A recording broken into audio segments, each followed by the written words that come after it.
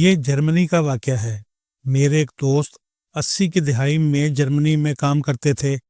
یہ زرعی آلات کی فیکٹری تھی۔ میرا دوست صبح 7 بجے فیکٹری جاتا تھا اور شام 5 بجے واپس آ جاتا تھا۔ یہ روز کا معمول تھا۔ ایک رات یہ گھر میں بیٹھا تھا، فیکٹری سے اس کے جرمن کولیگ کا فون آ گیا۔ کولیگ کو ڈیزائن کی فائل نہیں مل رہی تھی۔ میرا دوست رات کو کولیگ کا فون سن کر حیران رہ گیا۔ وہ جرمن کولیگ اس کے ساتھ دفتر سے گھر گیا تھا، چنانچہ اس کا دوبارہ دفتر جانا اور رات 10 بجے اسے فون کرنا اچنبھے کی بات تھی۔ میرا دوست گھر سے فیکٹری چلا گیا۔ وہ فیکٹری پہنچا تو وہاں کا ماحول دیکھ کر پریشان ہو گیا۔ فیکٹری کی تمام لائٹس آن تھی، مشینیں چل رہی تھیں، دفتر کھلا تھا اور جرمن مزدور دھڑا دھڑ کام کر رہے تھے۔ میرے دوست نے فائل نکالی، اپنے کولیگ کو دی اور اس سے پوچھا، تم لوگ یہاں کیا کر رہے ہو؟ جرمن کولیگ نے حیرت سے کہا، کیا تم نہیں جانتے؟ ہم جرمن شام کے کھانے کے بعد دوبارہ فیکٹری آتے ہیں اور رات 12 بجے تک کام کرتے ہیں۔ میرے دوست کو یہ معلوم نہیں تھا۔ اس نے معذرت کر لی۔ جرمن کولیگ بولا، ہم جرمن پورے ملک میں رات کے وقت بھی 2-3 گھنٹے کام کرتے ہیں۔ میرے دوست نے پوچھا، کیا یہ اوور ٹائم ہوتا ہے؟ اس نے جواب دیا، نہیں، ہم یہ کام مفت کرتے ہیں۔ میرے دوست نے پوچھا، اور کیا یہ تمام جرمنوں کی عادت ہے؟ اس نے جواب دیا، ہاں، یہ پورے جرمنی میں تمام سرکاری اور غیر سرکاری اداروں میں ہوتا ہے۔ ہم لوگ شام کے وقت گھر جاتے ہیں، بچوں سے ملتے ہیں، کھانا کھاتے ہیں، چائے کافی پیتے ہیں اور دوبارہ دفتر آ جاتے ہیں، کام کرتے ہیں اور رات گئے واپس گھر چلے جاتے ہیں۔ میرے دوست نے پوچھا، تمہیں اس کا کیا فائدہ ہوتا ہے؟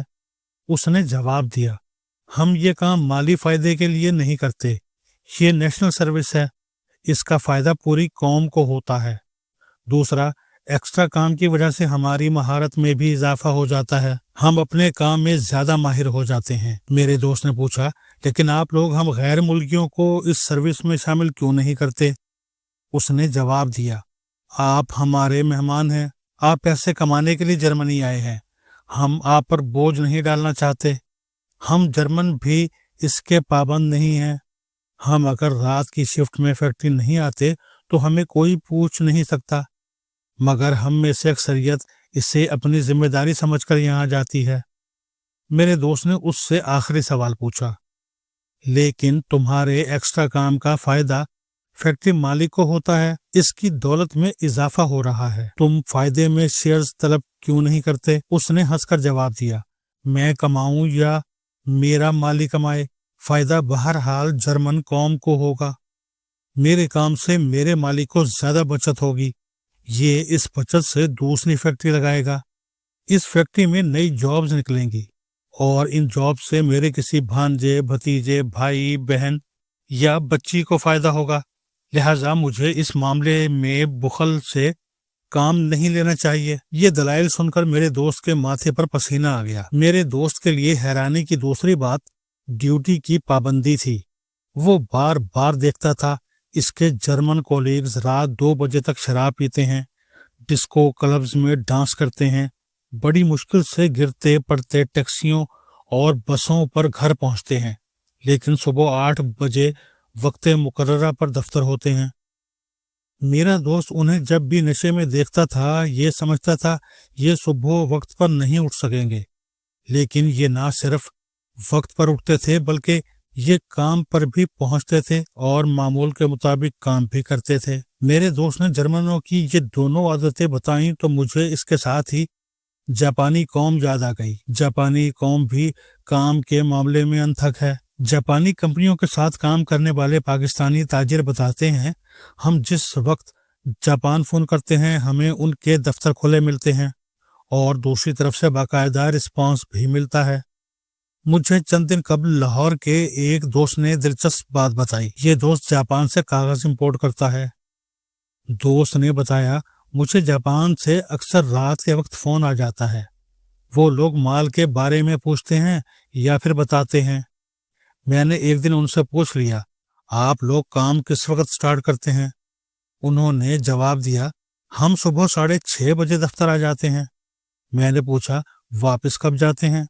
انہوں نے جواب دیا عموماً رات کے 7-8 بج جاتے ہیں۔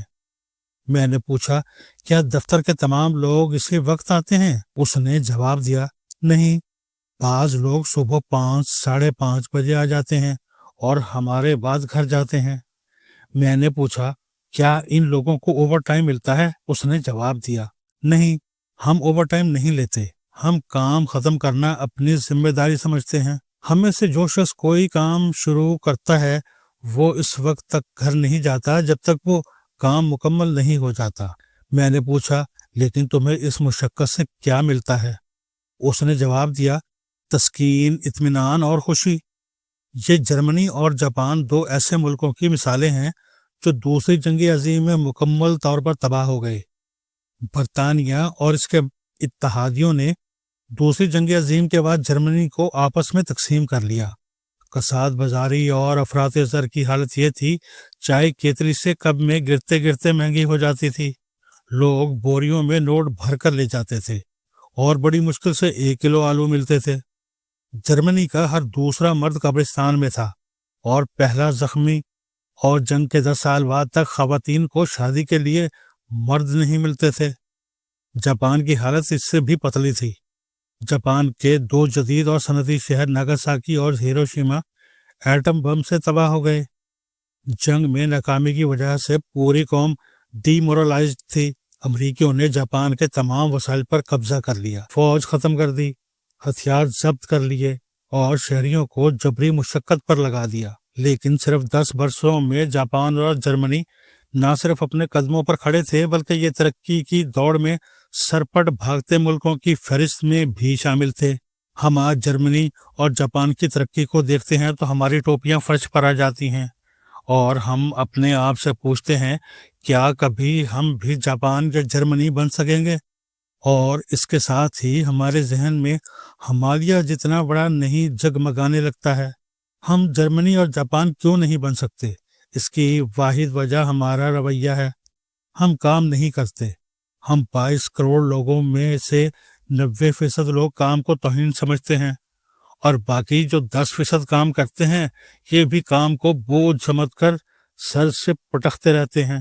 آپ صبح دفتروں کا چکر لگا کر دیکھ لیجئے، ہمارے سرکاری اور غیر سرکاری دفتروں میں 10-10:30 بجے تک حاضری پوری نہیں ہوتی، اور لوگ 4 بجے سے پہلے گھروں کو رخصت ہو چکے ہوتے ہیں، اور ان 4-4.5 گھنٹوں کے درمیان چائے، لنچ اور نماز کا وقفہ بھی آتا ہے۔ ہم مسلمان ہیں، ہم پر نماز فرض ہے، ہمیں نماز ضرور پڑھنی چاہیے، لیکن ہمیں نماز کے وقت کے برابر اپنی ڈیوٹی بڑھا لینی چاہیے۔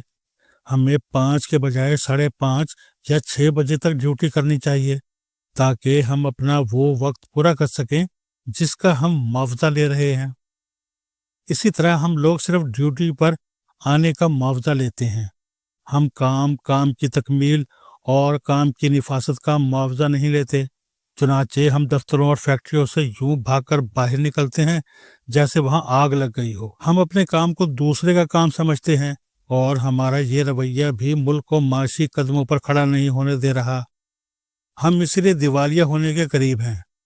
ہم اگر اس ملک کو جرمنی یا جاپان دیکھنا چاہتے ہیں تو پھر ہمیں جاپانیوں اور جرمنوں کی طرح کام کرنا ہوگا، ورنہ ہم اسی طرح بھیک مانگتے رہیں گے۔